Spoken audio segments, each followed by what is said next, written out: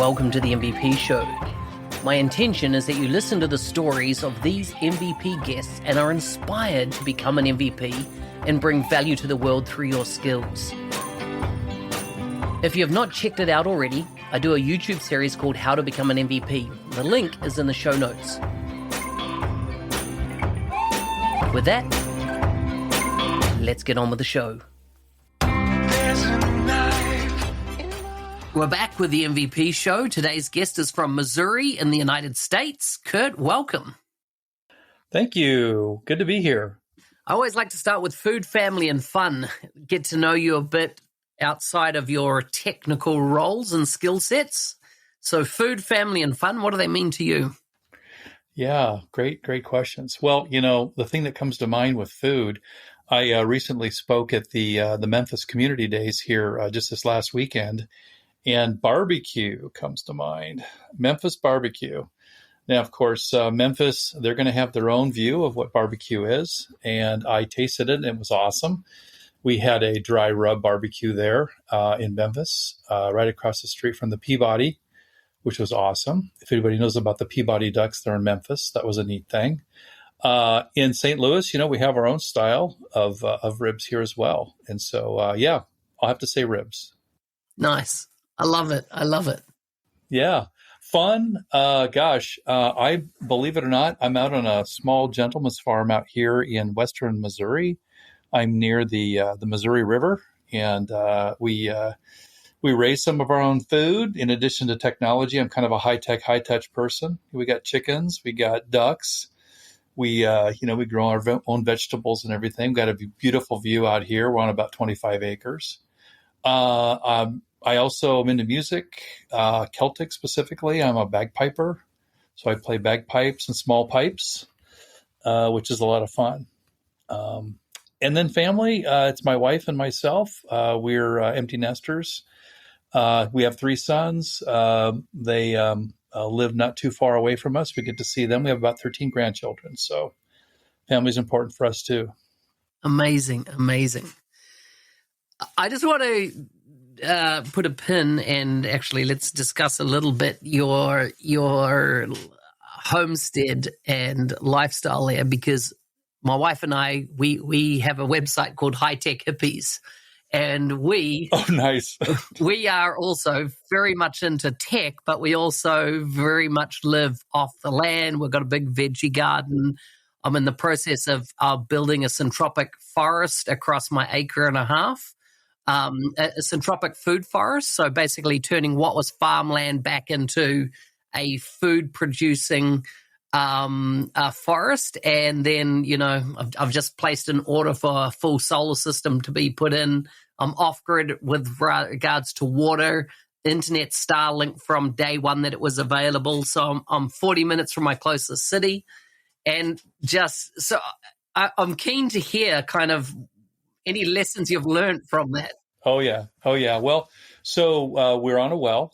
Well, so let me just sort of set the context here, right? So we moved out here from St. Louis City about 7 years ago, right? So we lived in the city. We were in 1896 Victorian home, right? In the city, right? Beautiful, but city life, right? And we decided, we'd always wanted to, and I'm actually from Southern California. My wife's from Arizona. So we're actually West Coasters that got transplanted here in Missouri. But we've always wanted to either have a cabin or a small farm or something like that. It was our opportunity. So we took it, we moved out here, and so we're on our own well. So, I mean, imagine, coming from, say, Southern California, having like free water is like a miracle, right? Which we have free water because we have a well. We have solar. And I mean, we have quite some big panels, actually. So we're actually able to generate probably half the year, we're able to generate about 100% of our electricity. And then we're also on a geothermal system. So we pivoted to geothermal first because what we wanted to do was we wanted to reduce our demand footprint, right? And so what geothermal did, we went from a traditional air conditioning, heating, central heating, right, to geothermal, which does both heating and cooling for us. We dropped our energy about 60%. Wow. okay, annually, just going to geothermal. And then I decided to pivot and deal with the supply side, right, which is the solar panels, right? So the idea of supply now is to be able to generate more of my electricity, right, and use it in a lower demand situation. So we're not off grid, but we're definitely angling towards that. Yeah. I'm staying grid tied. What in New Zealand we call it grid tied, where you still have the grid, even though I think the scale of my system means that I'll use about 46% of what I produce, and the rest will go back to the grid, and then they pay you for that. Yep, So same here. I should be, yeah, and then it'll only be in wintertime. I think I've got about a 6-week period that I potentially, based on my modeling, might need power from the grid, but it's only might. And then I've also purchased a generator it's built into the system that would allow me to charge my batteries as well. So theoretically, I could just about be fully off grid, although I don't want to go fully off grid because at the moment, the way our market is, it allows me to make actually some good money from supplying back to the grid. Yeah. Nice. Ours is not quite as supportive of that. I mean, really, for me, it's more just a cost wash than me generating significant income, let's say, off of the energy I'm generating. But my sense is New Zealand's a lot more green, forward looking, let's say, than the U.S. is. Well, in the US, I think I saw recently they're 90 gigawatts short of the power need. And so I would have thought in the US it'd be a massive incentive to get people putting panels up just to, they reckon that's 90 nuclear power stations because of the AI demand that's coming. That's right. Well, the sad fact is it's not fact-based, but it's politics-based or politically based, right? And so if anything, what's happened with this administration is they've begun to cut subsidies for green energy. So anyway, not that would necessarily make an impact for me, because I think, while subsidies are nice, I think doing the right thing is the right thing, if that makes sense. Yeah, sustainability is one of the hot topics for me and my wife, and that we don't want to point to everybody else and what are you doing. We want to go, what are we doing ourselves around, garden to plate? How short can we make that distance so there's no, shipping, trucking, anything like that? And so I want to get to the point that, 80 to 90% of my food consumption's coming off my land and it's sustainable, That's awesome, which brings up the idea of philosophically non-power. Are you familiar with the idea of non-power? No, I've never heard of it. Yeah. Have you heard of a political writer, philosopher named Jacques Ellul? Mm-hmm. So he lived in the 20th century, was born in the late 20s, early 30s, lived through World War II, was part of the French Resistance. But he wrote a really popular book called The Technological Society in the 50s. And his point was there's this idea called la technique, which pretty much drives Western society. It's a mindset. And the mindset goes something like this. Whenever I'm posed with a challenge or problem, I always look at it from the perspective of how can I do it faster, cheaper, better. In other words, it's a very utilitarian mentality around addressing something, right?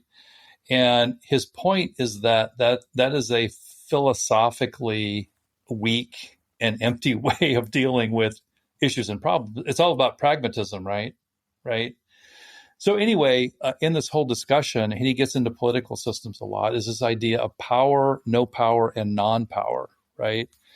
So I think power and no power are probably pretty clear. We can think of people who have lots and lots and lots of power, right? They have money, wealth, control, etc. We have people in our society that have no power, right? But there's a number of people like ourselves that do have some element of power, okay? And the question is, how are we going to use our power, right? And so the idea of non-power is to not use our power in ways that disadvantage other people in order to advantage ourselves. You see, right?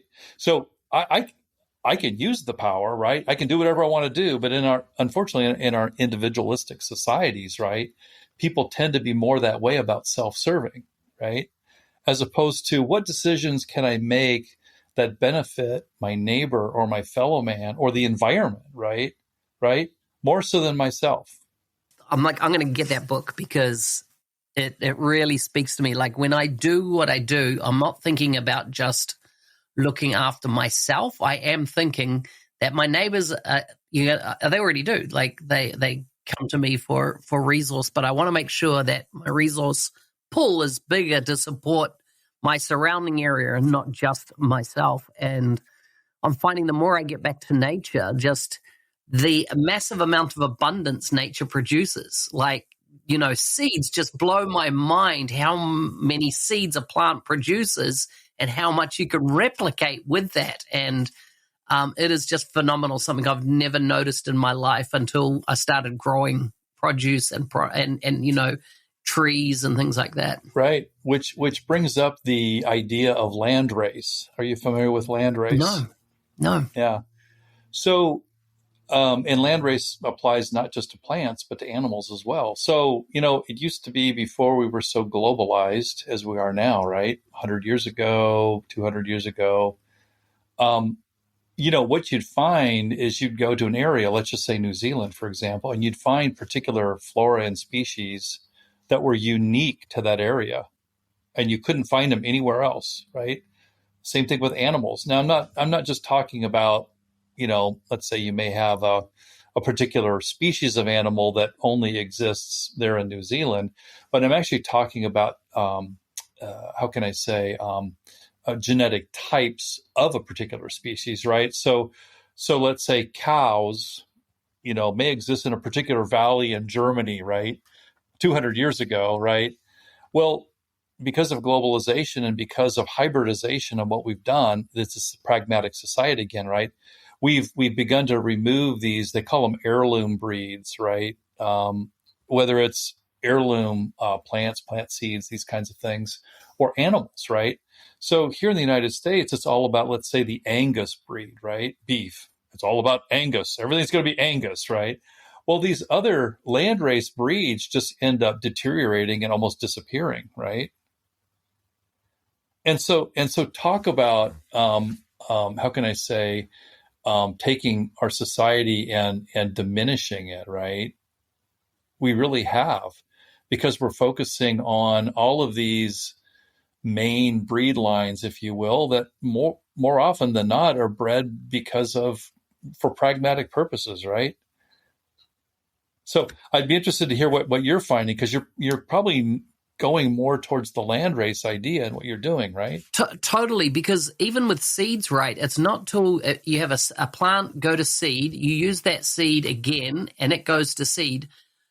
I've been doing some study. They reckon it's about the fifth or sixth time that plant now, that vegetable, let's say it's tomatoes as an example, is now really, it's part of your environment. It's genetically growing into your environment. And what I noticed with gardening over the first 3 years of setting up a garden, it was constantly destroyed by bugs. Like, it was like I'd created a big salad bowl for them in the farmland, surrounding me, and they ate everything. But now, year 4 and 5, the garden's really maturing. That's right. Because the particular, I guess, hybrid attributes, if you will, the attributes that are becoming landrace attributes that are unique to your area now, have built up in such a way to be able to withstand that, right? And actually blossom more so in your environment, right? Yeah. It's been awesome. Like, I've just added bees into the mix, Oh, me too. I've got bees. Yeah. So this season, I hope to produce my first lot of honey. And once again, just going to that whole, for me, in my mind, it's always, okay, I never have to shop for that again. I never have to buy that again. And one of my reasons even for solar power is that it eliminates a monthly cost out of my lifestyle, right?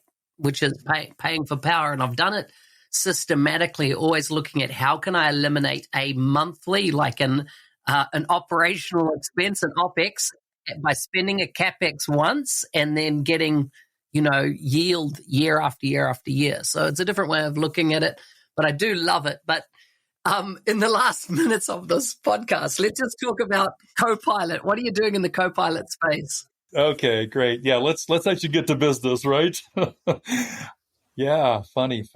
Well, interestingly, I am an MVP for Copilot and SharePoint. I've been working with Copilot really since the pre-release days. I worked for Microsoft Partner, and we were involved in the early partner adoption program for Copilot. We were among the first partners to actually help begin to launch and walk out Copilot. We're part of the first programs and so forth. So, Copilot used to be a one thing, and now, of course, we all say there's not just one Copilot, there's many Copilots, right? And in fact, what's funny is talking about agents, for example, agents used to be called Copilots. I don't know if you remember that or not, right? Back when the idea kind of first began to be spawned, they were called Copilots. Well, now, of course, they're called agents. So yeah, definitely seeing the transition from what was product focused around Office 365 and the M365 Copilot product, and adding AI capabilities into the Office products, like Word and Excel and PowerPoint and so forth, right? To now really moving fast forward, if you will. It seems to be accelerating, right, into the agentic realm, right, around things like Copilot Studio and Personal Agent Builder. And then, of course, a lot of what's happening then on the Azure side as well, building declarative agents and those kinds of things. So, yeah, it's been, gosh, what is that, 3 years? Something like that. Yeah, it feels like 30 years kind of compressed in 3 years, but yeah.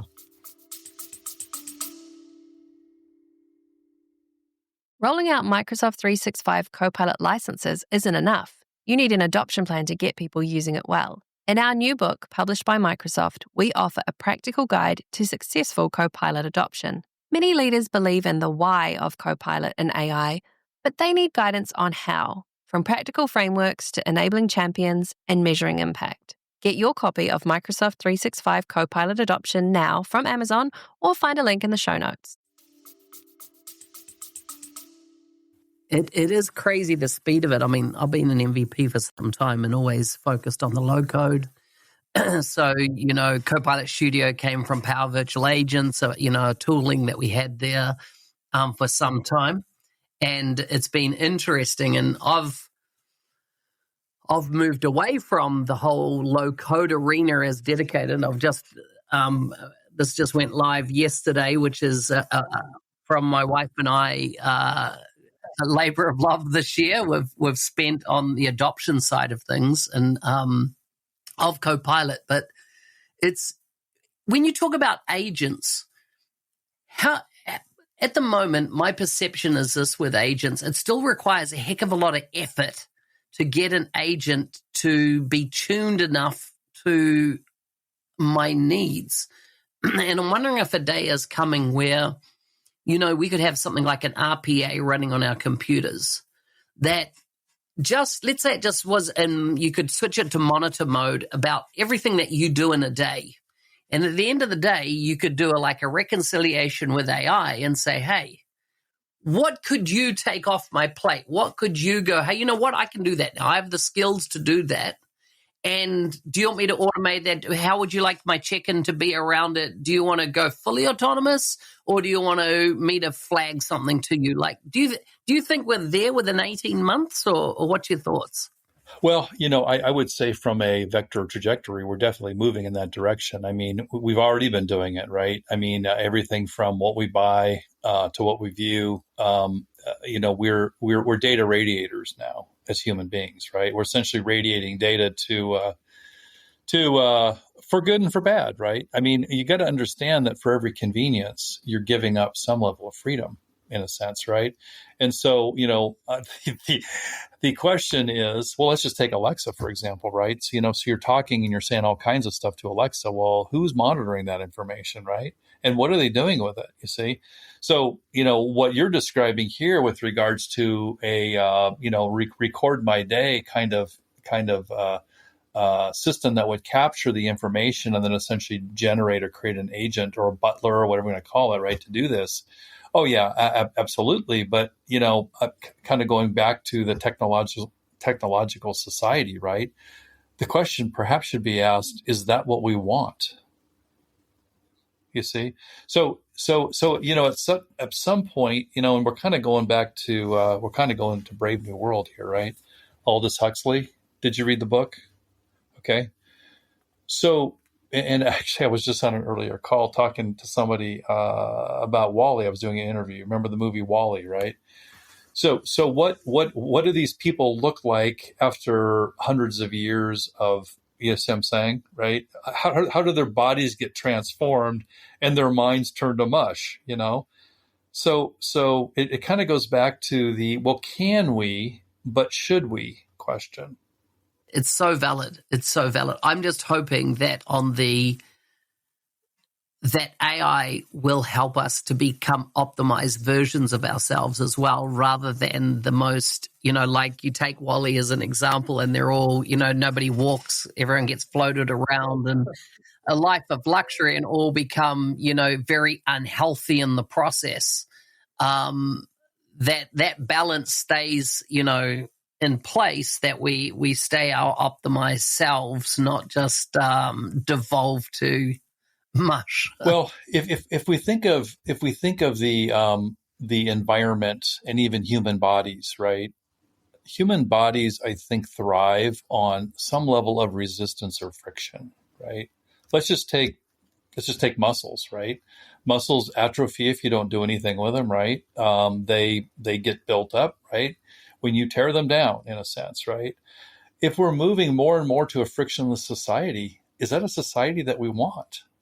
It's so valid. Yeah, it's definitely food for thought. It's kind of like, where do you draw the line, right?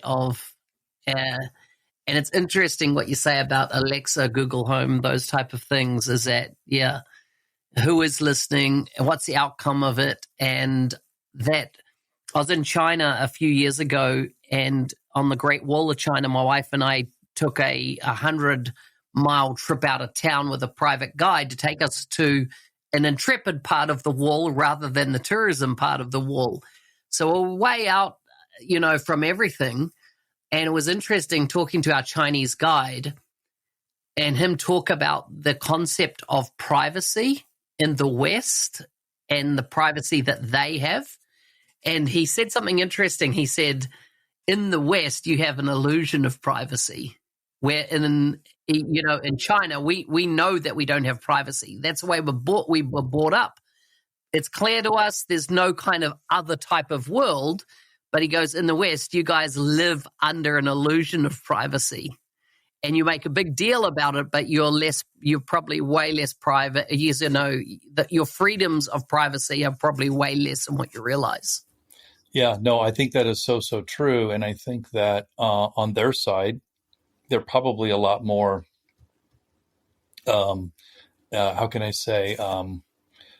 determinate with regards to, because they know that they're not in a private society, they're going to be much more careful about what they say and do, right?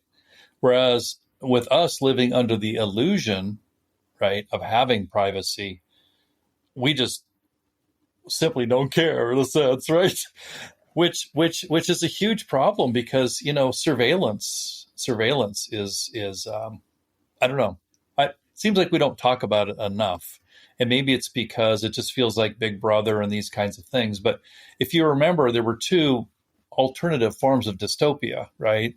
At least there was 1984 with George Orwell, and then there was Brave New World with Aldous Huxley, right? And I think that what we've got a strange combination of both, although the 1984 is not harsh, it's soft. And what we've got a facade of Brave New World, but the background behind it is 1984. You see that? You see what I'm saying? So it doesn't feel like there's somebody over us, so to speak, with a thumb, because we're not seeing it evidently around us, but it's happening through surveillance. So true. We're out of time, Kurt. You've given me so much food for thought and stuff, and more books to read. I love reading, so thank you so much. It's been a pleasure. I'll make sure I tag you in this when we go live. Sounds good, Mark. Thank you so much. Appreciate your time. Good luck with your garden. Hey, thanks for listening. I'm your host, Business Application MVP Mark Smith, otherwise known as the NZ365 Guy. If you like the show and want to be a supporter, check out buymeacoffee.com/NZ365 Guy. Thanks again, and see you next time.